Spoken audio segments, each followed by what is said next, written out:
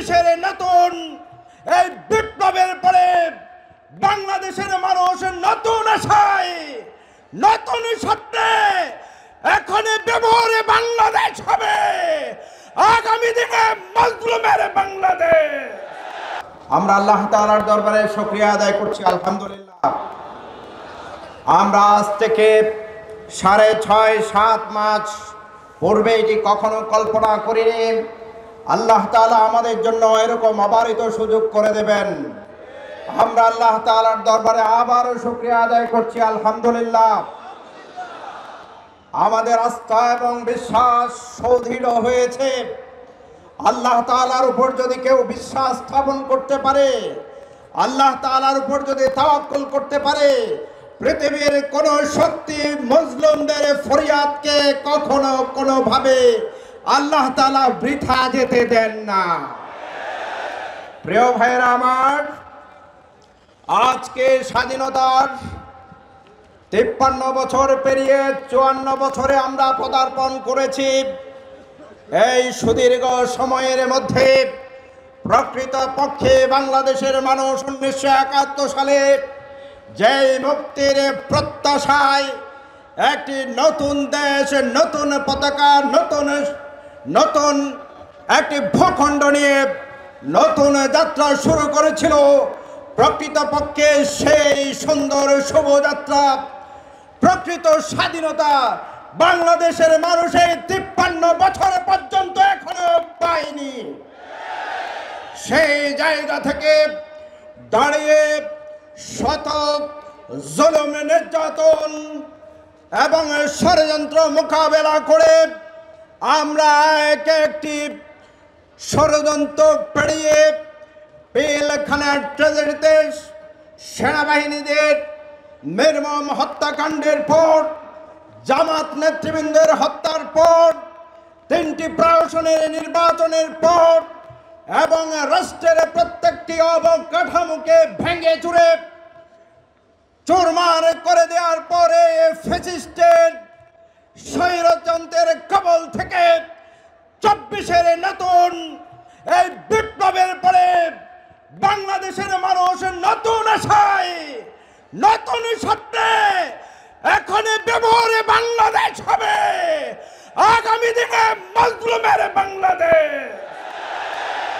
বাংলাদেশ হবে ফ্যাসিস্টহীন একটি সম্মানের বাংলাদেশ।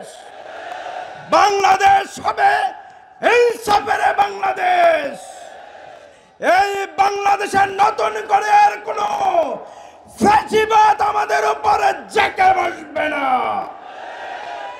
সেজন্য বাংলাদেশের মানুষের মুখে মুখে আজকে একটি রব এসেছে। আমরা সেই নতুন কোন চক্রান্ত দেখতে চাই না। আমরা নতুন একটি বাংলাদেশ গড়তে চাই, যেই বাংলাদেশে নেতৃত্বের আমল পরিবর্তন হবে, যেই বাংলাদেশে সৎ যোগ্য নেতৃত্বের মাধ্যমে আগামী দিনে বাংলাদেশের মুসলিম মানুষের ভাগ্যের পরিবর্তন হবে। সেই ভাগ্যের পরিবর্তনের ডাক দিয়েছে বাংলাদেশ জামাত ইসলামী। সেই ভাগ্যের পরিবর্তনের ডাক দিয়েছেন আমিরে জামাত ডাক্তার শফিকুর রহমান। সেই জায়গা থেকে আজকে সিদ্ধান্ত নিতে হবে, এই নতুন সরকার বিপ্লবের পরবর্তী ইন্টারিম গভর্নমেন্ট ইতিমধ্যে বলেছে এই বছরের শেষে অথবা আগামী বছরের নির্বাচনের ঘোষণা দেওয়া হয়েছে, রোডম্যাপ বলা হয়েছে। এখন থেকে সিদ্ধান্ত নিতে হবে, আমরা এমন নেতৃত্ব চাই যেই নেতৃত্বের মাধ্যমে এদেশে একটি ইনসাফের বাংলাদেশ হবে।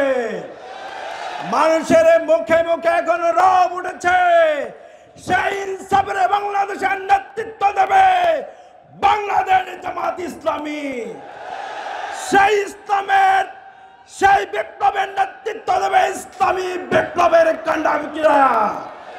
সেই বিপ্লবের নেতৃত্ব দেবে উলামায়ে কেরামরা।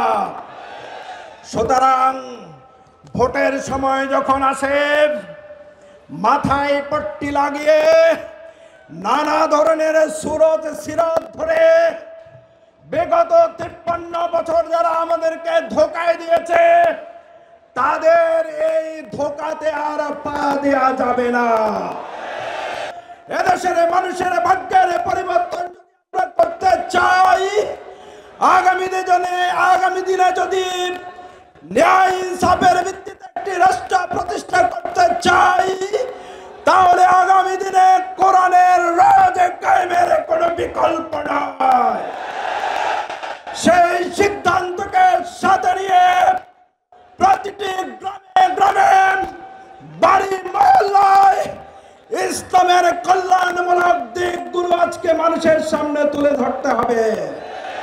সাথে সাথে আওয়াজে তুলতে হবে অসৎ নেতৃত্বের পরিবর্তে সৎ নেতৃত্ব প্রতিষ্ঠার মাধ্যমে আমরা একটি ইনসাফের বাংলাদেশে প্রতিষ্ঠা করতে পারবো ইনশাআল্লাহ।